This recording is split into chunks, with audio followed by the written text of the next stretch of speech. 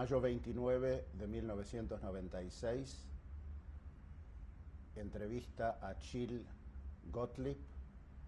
Yo soy Pedro Ebel, en Buenos Aires, Argentina, entrevista en idioma español. Estamos grabando. Mi nombre es Pedro Ebel, hoy es mayo 29 de 1996, estoy entrevistando a Gilles Gottlieb, la entrevista se conduce en Buenos Aires, Argentina.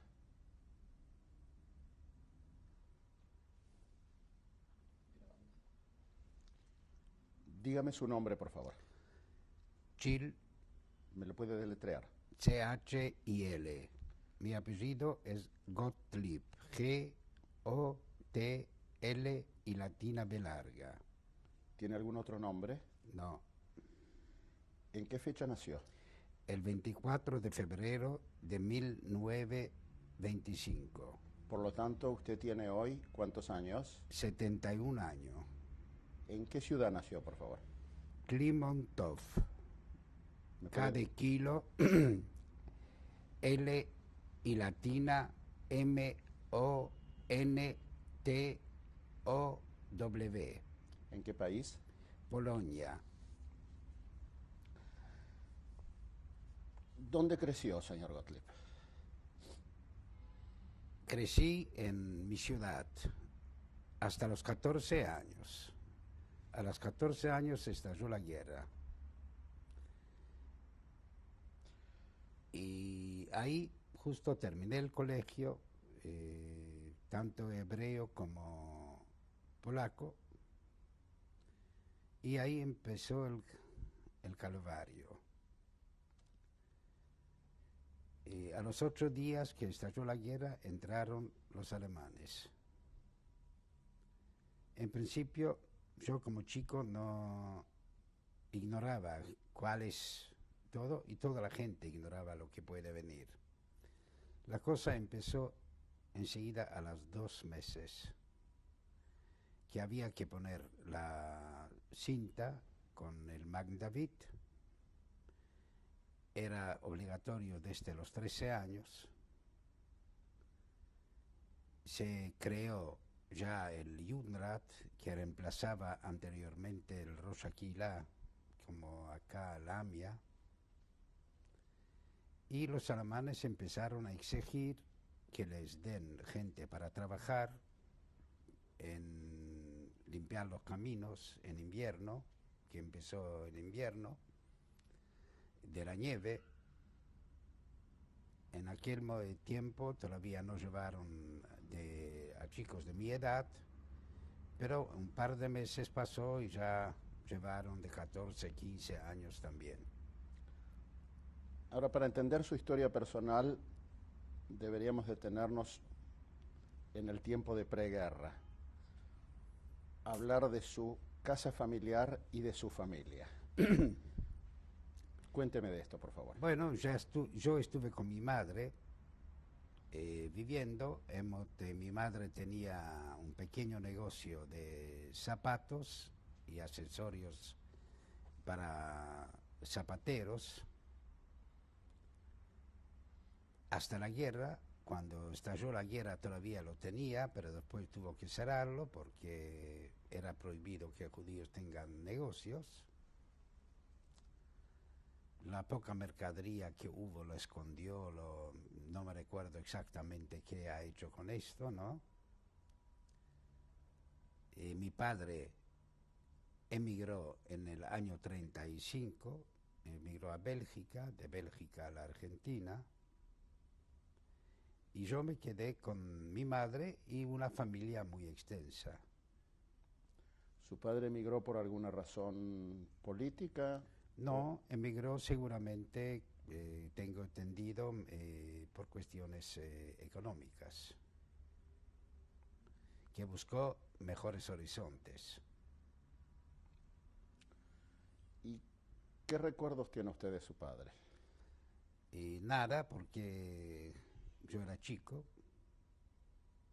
se ha ido, si no tengo entendido, en el año 30, no sé exactamente, no me recuerdo esto.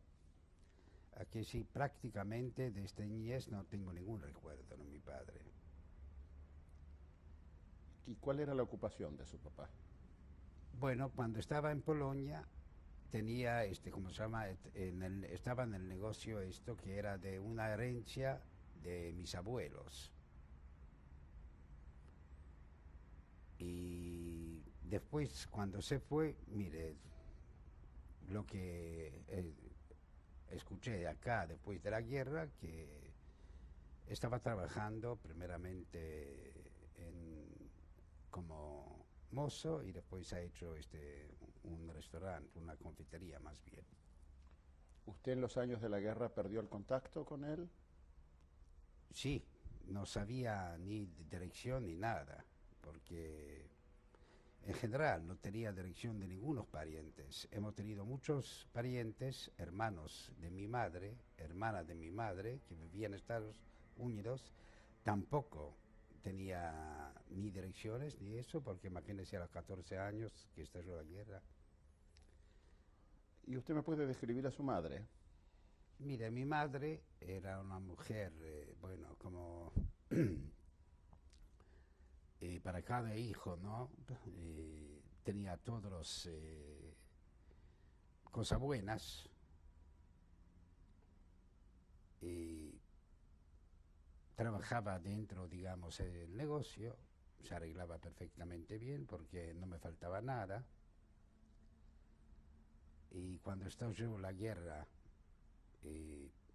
estaba en casa, que decir, el negocio también estaba muy cerca, casi en el mismo edificio donde vivimos, porque todo el edificio era prácticamente ocupado por familiares, que era un edificio de herencia de los abuelos, de tíos que vivían prácticamente, ahí vivía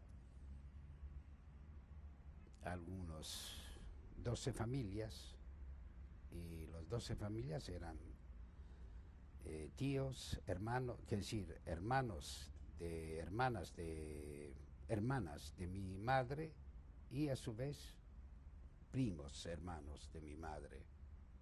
¿Usted me quiere decir que la totalidad del edificio estaba ocupado por familiares? Por miembros de la familia. Sí.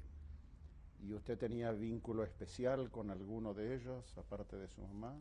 Sí, con todos, como se vive, mira, en una ciudad chica, ¿no? Se vive en una casa, digamos, de familiares, que estaba permanentemente con ellos. Más en la guerra, porque ya enseguida empezó el horario de prohibición de salida, que era a las 8 de la noche, que la vida prácticamente se realizaba dentro de la casa, dentro del edificio.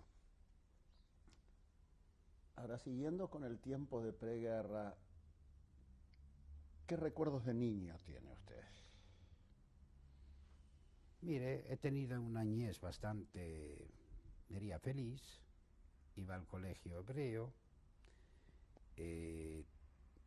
Fui, antes de la guerra, antes de estar en la guerra, fui a una Mashavat Manalim. Era un campamento donde se tomaba exámenes en hebreo, y ahí era el deseo, más bien gané una beca para ir a Israel a la escuela de agronomía Bet Shemen.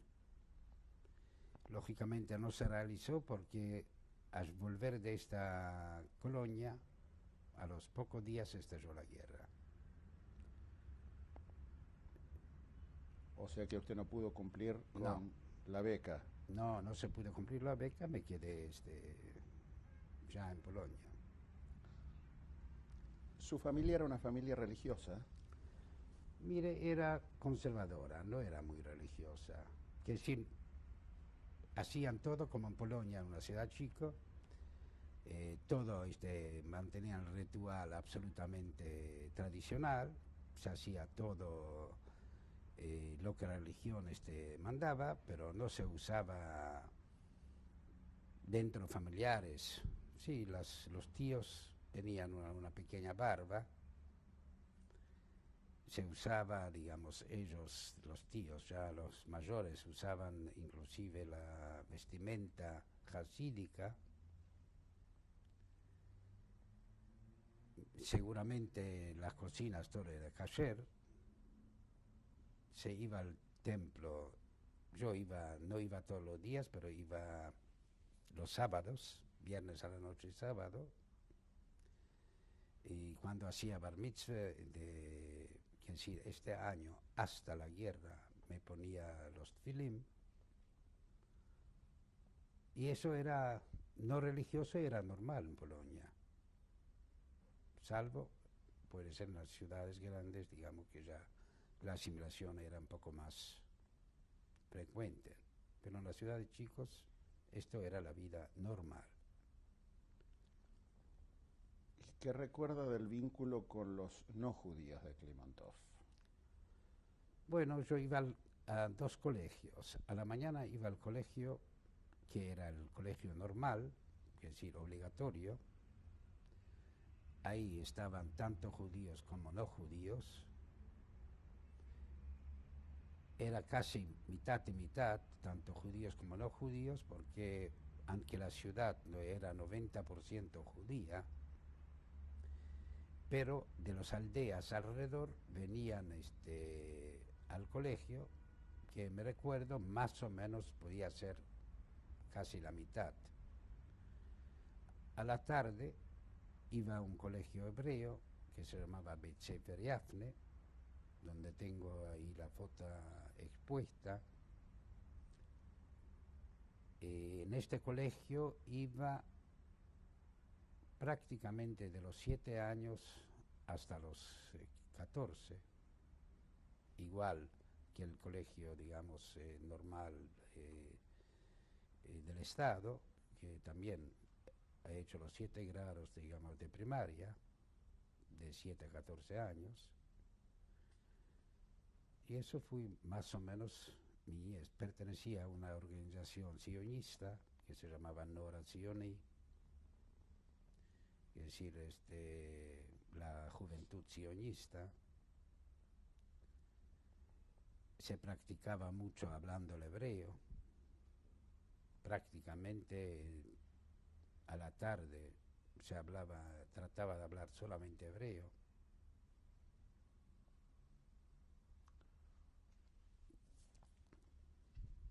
O sea que usted está diciendo que el antisemitismo en la preguerra no fue una experiencia cercana para usted. Mía no, porque en el colegio, bueno, siempre podía ser, ¿cómo se llama? Como chicos, un bando, otro bando, principalmente las horas de deporte, ¿no? Que hubo, digamos, siempre que seguramente lo tenían desde la casa los chicos polacos, maldiciendo a los judíos, llamándolos, ¿cómo se llama? Con algunas palabras de agresiones, que esto en Polonia era muy habitual. Prácticamente diría que los chicos se crecieron allá, mamaron el antisemitismo contra los judíos.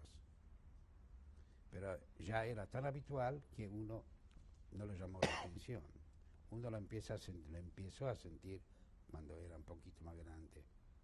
¿Y experiencias personales de discriminación que usted haya tenido? Bueno, en tiempo de niñez, ninguna. Más bien cuando empezó la guerra.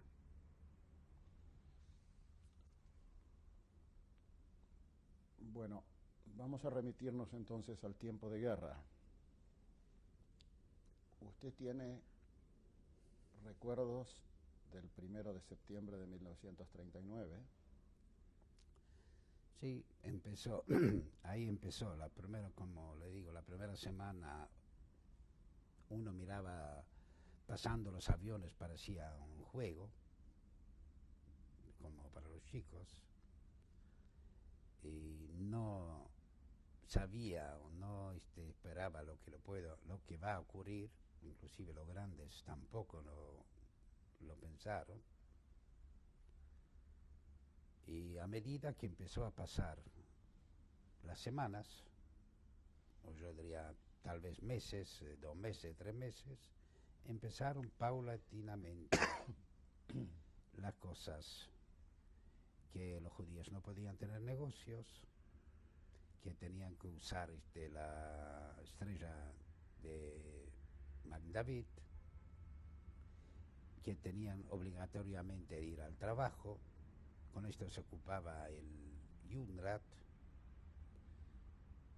que asignaba, que se formaban grupos de trabajo y todas las semanas se daba por aviso en las paredes que el grupo tal tiene que presentarse tal, y se iba por una semana afuera para trabajar en las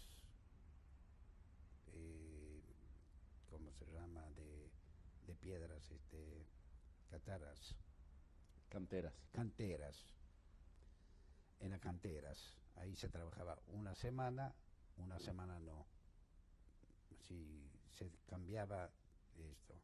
En aquel tiempo todavía no era, digamos, que tomaron gente al campo de concentración, todavía por lo menos en nuestra ciudad no hubo esto, pero a pasar los meses empezaron a llegar de las ciudades más grandes, como de Lodz, de Varsovia, donde ya se formó los guetos, empezaron ya, entonces familiares, inclusive familiares nuestros o de otra gente, han llegado a la ciudad y lógicamente convivían, cada familiar tomaba otro que convivían.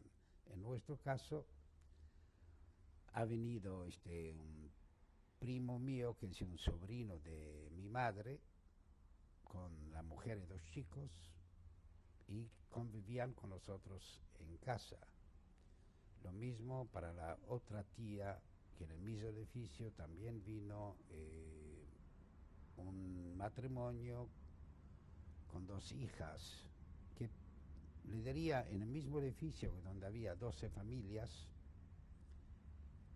ahí por lo menos había, si no me recuerdo exacto, por lo menos 8 o 10 familias que han venido de las ciudades grandes, porque en nuestra ciudad en alguna forma no faltaba comida, porque como era muy cerca de las aldeas, es decir, a 1 kilómetro de la ciudad hubo aldeas, entonces los polacos podían venir a la ciudad, los judíos no podían salir ya, la ciudad era prohibido, eran hechos pizarras, como donde decía que es el barrio judío, la salida de esta zona judía, de salida de esta zona, está castigada con muerte. Es decir, ya los judíos no podían salir. Sí, los polacos podían entrar. Y vivían también los polacos adentro. Ahora, ¿se conformó un gueto en la No, ciudad? se confirmó un Judenstadt. Descríbamelo, por favor. Judenstadt quiere decir que donde los polacos convivían dentro de la ciudad, que había, calculo, un 10% de habitantes eran polacos, que hasta el último momento vivían dentro de la ciudad, pero sí, los judíos no podían salir de la ciudad. En cambio, los polacos podían transitar Podían tanto libremente, salir como entrar, y los polacos de las aldeas también podían entrar. ¿Pero vivían mezclados los polacos con los Sí, judíos? sí, no separaron, quedaron hasta que yo me recuerdo hasta el año 42 en estas condiciones. No fue un gueto, digamos, marcado, cerrado con alambres o algo de estilo. ¿Qué pasó con el negocio de su madre? Bueno, que yo me recuerdo, mire, en principio a los 2 meses o al mes fui cerrado, directamente como todos los negocios judíos. Me recuerdo que los alemanes sacaron la mercadería de los negocios judíos, más bien secuestraron. Lógicamente cada uno guardaba, hacía, lo escondía, como podía. Pero en principio, digamos, secuestraron las mercaderías de los negocios. Y entonces los medios de vida, ¿cómo los resolvían ustedes? Bueno, los medios se vendía, parte de mercadería que uno tenía lo vendía a escondidas, y la vida era bastante precaria, era bastante difícil. Yo lo puedo decir solamente en el ámbito muy cercano como vivían, ¿no?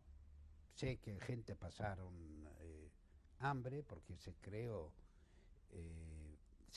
organizaciones donde se daba comida principalmente a la gente que venían de otras ciudades, no tenían de qué vivir. Y nosotros, creo, de mi madre, de los ahorros que tenía ella,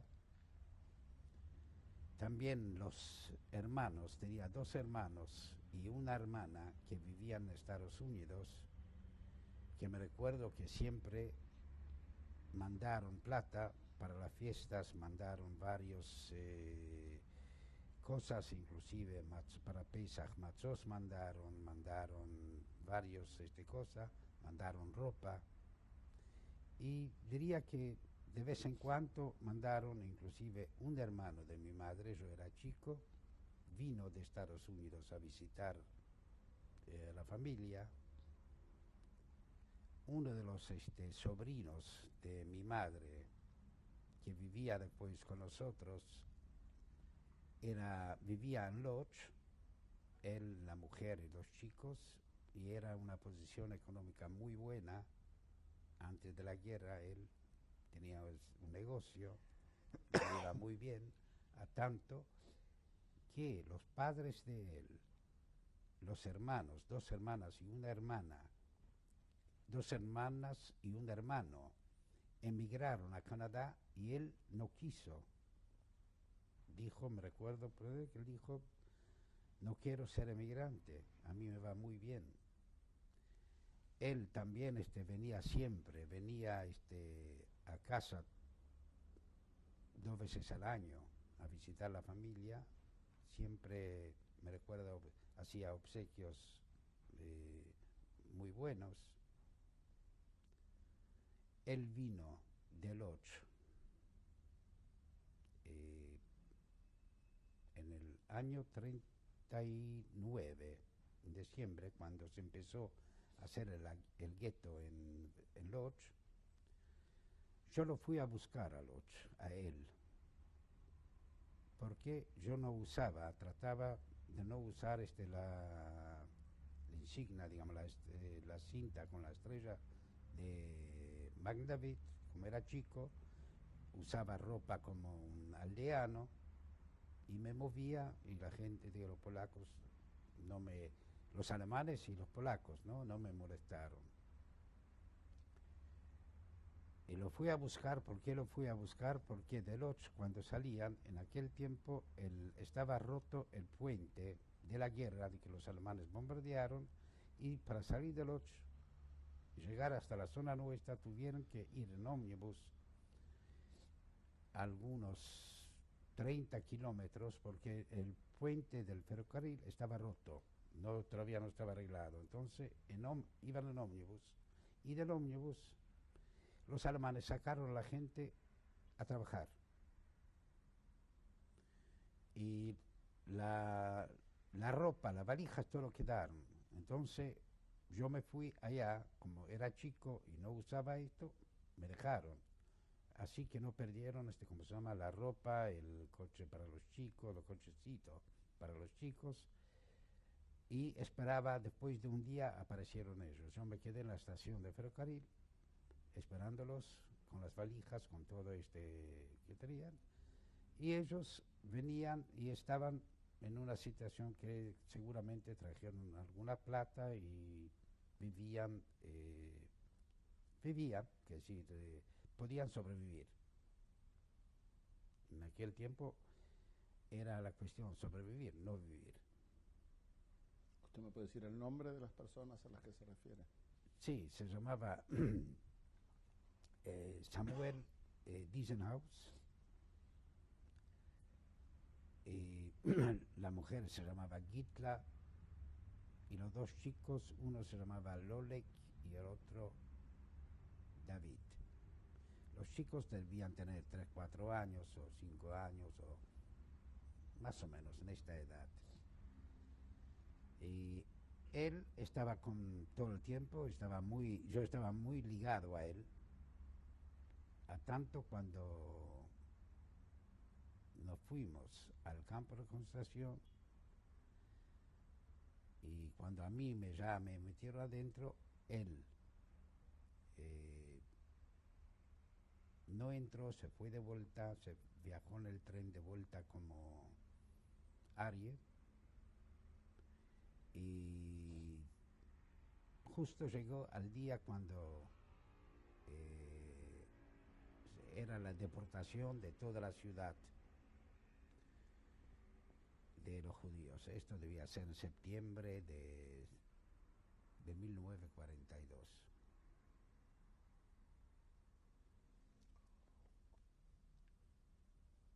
Hablemos de la Judenstadt que se constituyó. Usted dijo que había un Judenrat en la Sí, ciudad. se formó un Judenrat que era muy famoso, se formó también policía judía. En principio, la gente todos querían ir a este Judenrat o a la policía porque parecía que esta gente va a ser protegida. Por lo pronto no tenían que ir a trabajar, tenían algunos privilegios. Pero esta gente se convirtió, pensaron que se ve que el poder los corrompió, les dio vuelta la cabeza directamente. ¿De qué manera? ¿En qué acciones ¿En qué manera concretas? actuaron directamente? Creían que tienen que obedecer más a los alemanes, más tal vez que los alemanes buscaron, que si pedían, porque querían cumplir todo para ser protegidos, que pensaron que ellos van a ser los últimos o tal vez no les va a pasar nada. En aquel tiempo todavía no se hablaba de aniquilación, todavía no se sabía pero se sabía que se lleva para el campo de trabajos, que no va a trabajo obligatorio, no tuvo que pagar, digamos que había los más ricos, lógicamente, tuvieron que pagar algunas contribuciones. Quien tenía algún pariente o algún amigo de eso dentro de este Judenrat, de alguna forma evitaba esto porque estaba ciertamente protegido, inclusive el grupo familiar de esta persona que estaba de la policía o del Judenrat tenía los privilegios, que no iba al trabajo, que no pagaba contribuciones, que cuando llevaron a la gente a campos de trabajos, que nunca más volvieron, de este grupo, estaba protegido. Y lamentablemente la historia de todos los Judenrats fue lamentable porque colaboraron con los alemanes. Colaboraron porque pensaron eso va a ser la forma de salvarse.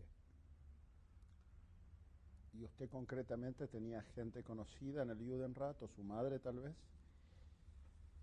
Sí, mi madre tenía una amiga de ella, que el marido era el presidente del Judenrat. ¿Cómo se llamaba? Se llamaba Motel Penchina. Motel Penchina.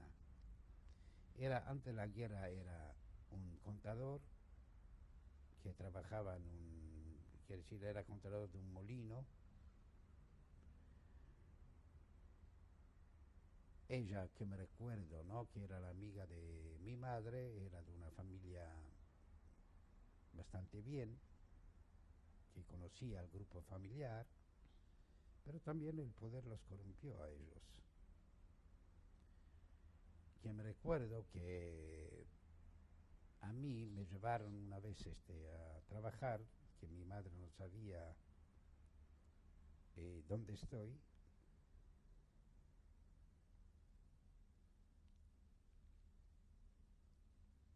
Entonces, tengo que interrumpir.